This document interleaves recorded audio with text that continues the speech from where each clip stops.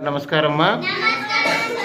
అమ్మా, ఈరోజు Anantapuram town Navodaya colony వాస్తవ్యులు గౌరవనీయులు కమ్మన్న గౌడ్ గారు, వారి ధర్మపత్ని శ్రీమతి లలితమ్మ గారు, అలాగే ఈ పుణ్య దంపతుల కుమారులు గౌరవనీయులు నిరంజన్ గారు, వీరి ధర్మపత్ని లక్ష్మీ గారు మరియు కుటుంబ సభ్యులందరూ కూడా కలిసి కమ్మన్న గౌడ్ గారి మనవరాలు నిరంజన్ గారి కుమార్తె నిహాన్షి మొదటి పుట్టినరోజు శుభ సందర్భంగా అనంతపురం పట్టణంలోని ఆజాద్ నగర్లో ఉన్నటువంటి మన ఆదరణ సేవా హోం నందు అన్నదాన సేవకు వినియోగించేటువంటి నిత్యావసర వస్తు సామాగ్రిని వారు మనకు అందించడం జరిగింది.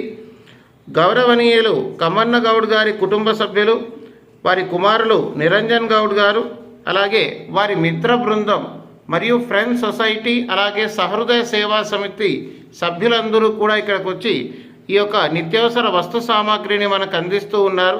వారికి పేరు పేరున ధన్యవాదాలు తెలియజేస్తున్నాం.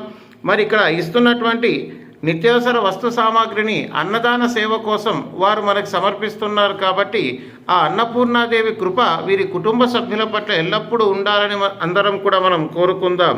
అలాగే అన్నపూర్ణ దేవతను కూడా మనం ఒకసారి స్మరించుకుందాం. అన్నపూర్ణే సదాపూర్ణే శంకర ప్రాణవల్లభే జ్ఞాన వైరాగ్య సిద్ధార్థం భిక్షాం దేహి చ పార్వతి. అన్నపూర్ణాదేవి అనుగ్రహం నేటి ఈ యొక్క నిత్యావసర సరుకుల దాతలైనటువంటి గౌరవనీయులు కమ్మన్న గౌడ్ గారి కుటుంబ సభ్యుల పట్ల, వారి కుమారుడు నిరంజన్ గౌడ్ గారి కుటుంబ సభ్యుల పట్ల, అలాగే వారి మిత్ర బృందం ఫ్రెండ్స్ సొసైటీ కుటుంబ సభ్యుల పట్ల, సహృదయ సేవా సమితి వారి యొక్క కుటుంబ సభ్యుల పట్ల ఎల్లప్పుడూ ఉండాలని మనస్ఫూర్తిగా కోరుకుంటూ, నిహాన్షి పుట్టినరోజు సందర్భంగా ఈ యొక్క వస్తు సామాగ్రిని మనకు అందించడం జరిగింది. కాబట్టి మనం అందరం కూడా ఒకసారి నిహాన్షికి పుట్టినరోజు శుభాకాంక్షలు తెలియజేద్దాం. Happy birthday to you, happy birthday to you, happy birthday to you నిహాన్షి.